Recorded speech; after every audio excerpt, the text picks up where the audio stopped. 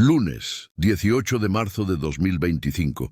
Lara Jiménez había abandonado el arte por la supervivencia, pero en realidad había abandonado la vida misma. 6 meses. 6 meses desde que el eco de su hermana gemela, Lira, había cesado de resonar en su casa de ladrillos viejos, incrustada en las faldas de Sierra Nevada. La casa, herencia familiar con vistas a los picos nevados, era ahora un sarcófago de madera y piedra. Y Lara, su guardiana espectral, su profesión de restauradora de arte, que exigía detalle, luz y paciencia, había quedado suspendida en un limbo de culpa y apatía. No podía ver la luz, solo la penumbra perpetua que proyectaba la ausencia de Lira, su contrapunto solar. Lira había sido la voz, el impulso y el color. Lara, la técnica, la reserva y la sombra. Ahora, la sombra se había engullido a la técnica. Ese 18 de marzo, el cielo sobre Granada era de un gris denso, casi palpable, replicando el estado anímico de Lara. La factura del taller de restauración, que había cerrado, le recordaba la necesidad de vender la casa, una idea que le producía náuseas. Era el último vínculo tangible con Laira, con su infancia, con la risa compartida. La soledad se había materializado en objetos inútiles. Un lienzo a medio pintar, cubierto por un paño polvoriento en el rincón del salón, pinceles secos como ramitas muertas y, lo peor, el espejo de cuerpo entero en el recibidor, que le devolvía un reflejo incompleto, la mitad de una imagen que siempre había sido doble.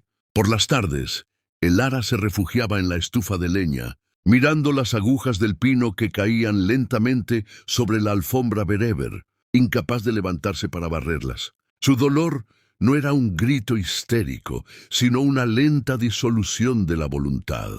Se había vuelto una experta en la parálisis, en el arte de dejar que el tiempo se escurriera sin dejar rastro. La única constante era el frío punzante de la sierra y el sonido del viento que ululaba por las grietas de la chimenea. Una noche, un rumor extraño, distinto al del viento, la despertó.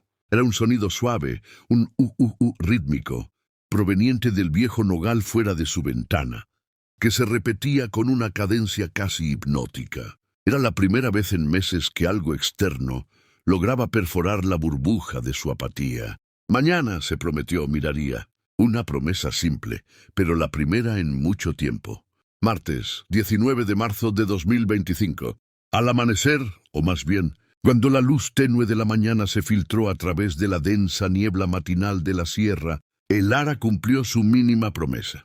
Se arrastró fuera de la cama, envuelta en una manta de lana pesada, y se acercó al ventanal. El nogal se alzaba oscuro y nudo, como un centinela prehistórico. Lo que observaba era una visión que desafiaba la lógica. Un ser mítico, una lechuza albina.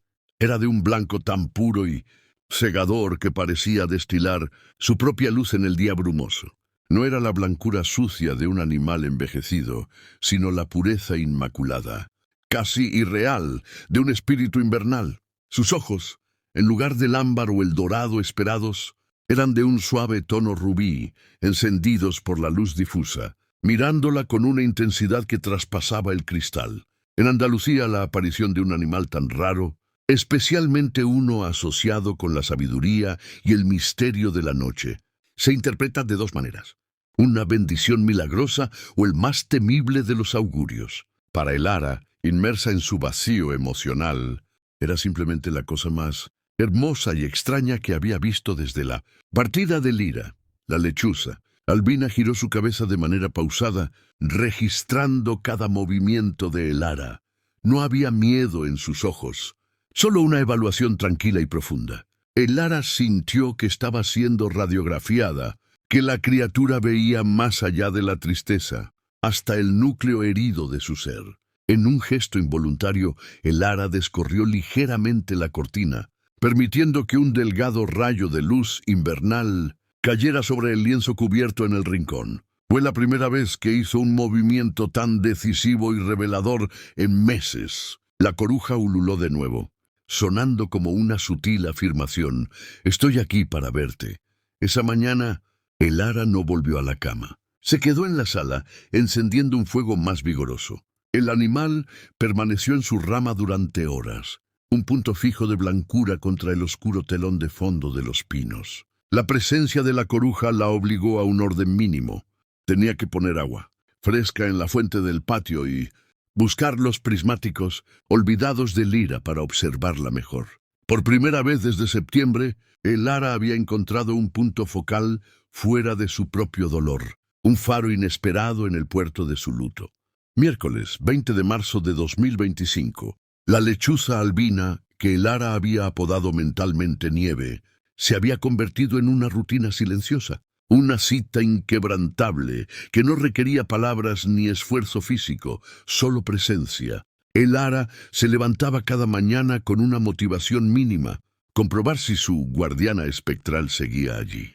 Nieve siempre estaba, a veces en el nogal, otras en el alero del tejado, observando el valle. El Ara había descubierto, gracias a una exhaustiva búsqueda en Internet, que la coruja albina era una ocurrencia genética extremadamente rara, un fenómeno natural que la hacía vulnerable, pero que, en el folclore de algunas regiones, era considerada un espíritu guía, un alma reencarnada que regresaba para ofrecer protección. Esta idea se incrustó en el pensamiento lógico y racional de el Ara. Le daba un propósito a esa presencia tan poderosa. Lyra habría adorado la idea.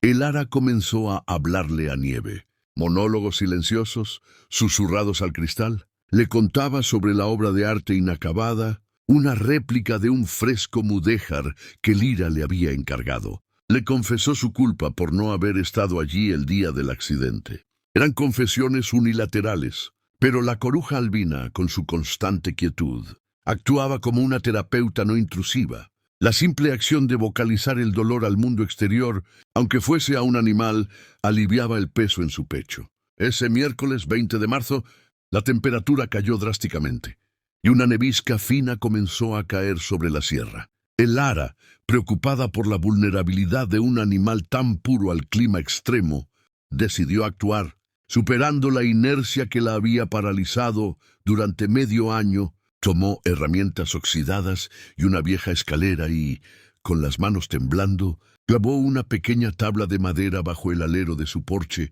creando un refugio improvisado cubierto con hojas secas. Fue un trabajo rudimentario, pero exigió planificación, movimiento y superación del miedo.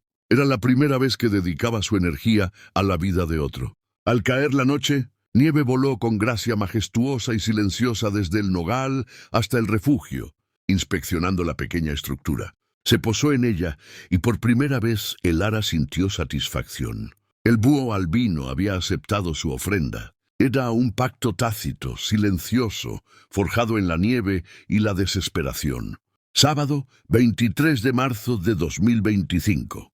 Pasaron 3 días y la presencia constante de Nieve continuó, reestructurando la rutina del Ara.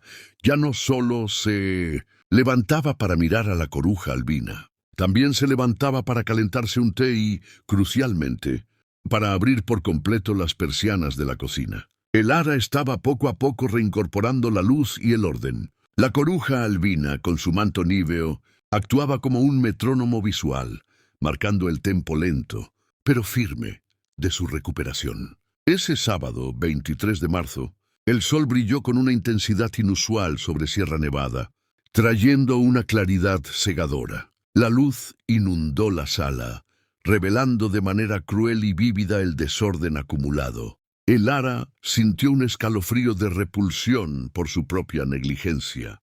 Se acercó lentamente al paño de lona que cubría la obra inacabada. El búho albino estaba en su refugio, pero parecía especialmente alerta, siguiendo cada movimiento de el Ara con su mirada rubí. El Ara se quedó de rodillas frente al lienzo, sintiendo el miedo familiar de la insuficiencia. Inspiró profundamente y, con un movimiento rápido, retiró el paño. Lo que se reveló no fue un fracaso, sino una promesa detenida. Era un fondo de azul cobalto profundo y el contorno apenas esbozado de una figura femenina, la figura de Lyra. En ese momento, la luz del mediodía iluminó no solo el lienzo, sino también una pequeña caja de madera que Lyra guardaba junto al caballete. Lyra siempre decía, los detalles pequeños sostienen el universo. Elara abrió la caja. Dentro no había joyas, sino un único y pequeño tarro de pigmento, un color que no había visto antes, un blanco translúcido, casi iridiscente, etiquetado con la letra de Lyra, Luz de la Nieve, y una nota corta, fechada el día antes de su muerte, Elara, no te olvides de pintar lo que es único. Usa este pigmento para la luz, para la esperanza. Siempre contigo. L. La nota no era una despedida, sino una instrucción. Elara se desplomó contra el lienzo, sollozando, pero esta vez las lágrimas no eran solo de dolor, sino de una comprensión dolorosa. Lyra no quería que ella se disolviera. Quería que pintara la luz. La coruja albina ululó una vez, un sonido de cierre de ciclo, y emprendió un corto vuelo de prueba alrededor del porche. Elara había encontrado la llave para salir de su luto. 5 días después de encontrar el pigmento especial de Lyra, Elara había entrado en una fase de frenética, pero terapéutica, actividad. Había limpiado el estudio, reordenado los pinceles y, lo más importante, había vuelto a sentarse frente al caballete. La presencia de Nieve, la coruja albina, era ahora el ancla de su día, su motivación constante. Si la coruja tan singular y vulnerable podía sobrevivir en la crudeza de la sierra, ella, Elara, podía terminar un fresco. Ese jueves, 28 de marzo, Elara comenzó a trabajar. En serio, en el rostro de Lyra. No quería pintar un retrato triste, sino la alegría vibrante que su hermana siempre había representado. El pigmento blanco especial, Luz de la Nieve, se convirtió en su obsesión. Lo mezcló con delicadeza extrema y lo aplicó en los puntos focales del rostro, el brillo en los ojos, el reflejo en el cabello, la curva de la sonrisa. El pigmento translúcido cobraba vida bajo la luz de la mañana, dando a la imagen de Lyra una cualidad etérea, casi fantasmal pero llena de energía vital. Elara trabajó durante horas, olvidando el tiempo, sintiendo sus músculos doloridos y por primera vez encontrando satisfacción en el esfuerzo. Era un proceso de reconciliación. Estaba infundiendo la luz de nieve en la imagen de Lyra. El resultado fue asombroso. El rostro de Lyra parecía mirar hacia el futuro, hacia la luz. Esa tarde, Elara se retiró a la sala, agotada, pero con una paz desconocida. Nieve estaba posada en la rama del nogal, justo enfrente de la ventana. Elara se acercó y, sin saber por qué, abrió la ventana. El aire helado de la sierra entró, y con él el olor a pino y a tierra mojada. Habló en voz baja, por primera vez, directamente a la coruja. «Gracias, me has obligado a ver la luz». La coruja albina inclinó la cabeza y en un acto de confianza absoluta descendió en un planeo grácil y aterrizó justo en el alféizar de la ventana a menos de 1 metro de Elara. Era un contacto visual ininterrumpido. Por un segundo Elara creyó ver el reflejo del blanco inmaculado de la coruja sobre el lienzo de Lyra. La coruja batió sus alas en silencio y se elevó hacia la cima de la montaña. Era una señal de libertad. La coruja era libre y Elara, por fin, también se sentía liberada. Terminar el fresco se convirtió en un acto de amor y liberación. Elara trabajó sin descanso hasta el miércoles, 3 de abril. El fresco estaba completo. El rostro de Lyra, vibrante con el pigmento Luz de la Nieve, era una declaración de esperanza. Era un adiós, pero también una promesa de futuro. La obra no era solo una réplica de un fresco antiguo. Era una fusión de la técnica de Elara y la visión de Lyra, el blanco inmaculado de nieve capturado en la inmortalidad del arte. Elara decidió que la casa de la sierra no podía ser vendida. No todavía. Necesitaba transformarla en el taller de restauración que Lyra siempre había soñado. No lo vendería. Lo honraría. El primer paso fue invitar a su antigua mentora, doña Carmen, una reconocida restauradora de Granada capital, a ver la obra. Era la primera vez que Elara invitaba a alguien a su sarcófago desde la tragedia. La acción requería coraje. Esa tarde, doña Carmen llegó con una botella de vino tinto y una mirada de preocupación en su rostro. Cuando entró en el estudio, la luz del atardecer caía directamente sobre el rostro pintado de lira. Doña Carmen se detuvo en seco, sin aliento. Lloró, pero no de tristeza, sino de admiración. Lara susurró, esto no es solo arte, es un milagro. Tiene una luz que nunca he visto. Has pintado el alma de tu hermana y has encontrado tu propia alma en el proceso. Doña Carmen se interesó inmediatamente por el pigmento blanco iridiscente. Lara explicó la historia del tarro y la nota de lira. La restauradora confirmó que era una mezcla extremadamente rara, casi alquímica, algo que Lira, con su espíritu experimental, habría atesorado. El fresco era una obra maestra de la luz. Esa noche, por primera vez en meses, Lara y doña Carmen cenaron en la mesa del comedor, hablando no de luto, sino de planes de trabajo. Lara le contó la historia de Nieve, el búho albino. Doña Carmen sonrió. Los pájaros vienen cuando los necesitamos. No los llames superstición, llámales señales, Lara. Tu hermana te envió la luz que necesitabas. Una semana después de la visita de doña Carmen, Lara estaba ocupada reorganizando el jardín trasero, preparando el terreno para crear un espacio de secado de pigmentos, cuando encontró el objeto que sellaría para siempre el capítulo del luto y la abriría a la esperanza. Bajo el refugio de madera que había construido para Nieve, encontró una única pluma de vuelo, larga y perfectamente conservada. Era tan blanca como la nieve más pura, inmaculada, con una textura suave y sedosa. Era la prueba tangible de la existencia y la bendición del búho albino. No era una pluma común de lechuza, era una reliquia, un recuerdo. Lara la tomó con reverencia. Era el legado de Nieve, la mensajera, el símbolo de la pureza y el renacimiento. Ella la consideró un talismán, un objeto que le recordaría constantemente que la belleza puede surgir incluso en los entornos más hostiles y fríos. Lara decidió que esa pluma no sería guardada sino honrada. Compró un marco de madera, simple y profunda, y montó la pluma contra una tela de terciopelo azul oscuro, el mismo azul cobalto que había usado para el fondo del fresco de Lira. El marco fue colgado en la pared, justo al lado de su nuevo espacio de trabajo en el estudio. La pluma albina, suspendida en la oscuridad, simbolizaba la luz que la había rescatado. A partir de ese miércoles 10 de abril, el canal de Lara sobre la vida de un restaurador en Granada se reactivó. Subió fotos del fresco, no para venderlo, sino para compartir su historia. Y la reacción fue inmediata y abrumadora. La gente de todo el mundo hispanohablante se sintió atraída por la historia de la luz.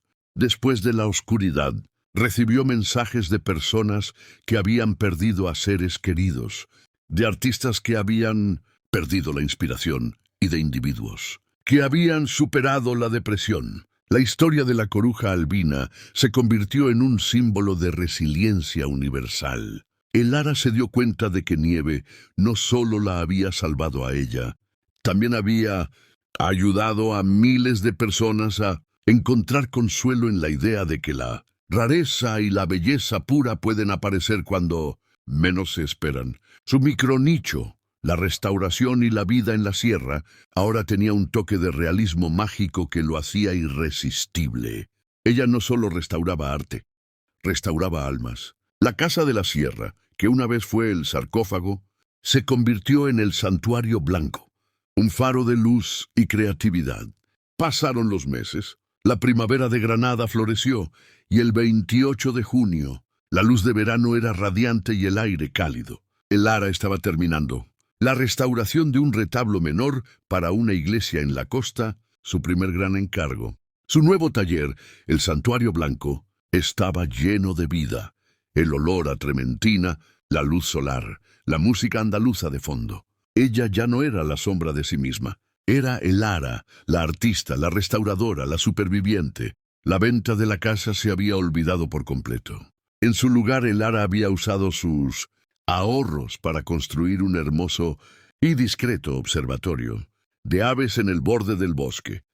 con la esperanza de que Nieve regresara. No era solo para la coruja albina, sino para todas las aves de la sierra. Era su forma de honrar el pacto que la había salvado. Esa tarde, al atardecer, Elara estaba sentada en el jardín, bebiendo un té helado, mirando cómo el sol teñía de color azafrán los picos nevados. No estaba triste ni solitaria, estaba en paz. Y entonces sucedió de nuevo. En un silencio absoluto, Nieve regresó. No aterrizó en el nogal o en el observatorio. Se posó directamente en la fuente de agua de piedra, bebiendo lentamente. Elara se quedó inmóvil observándola.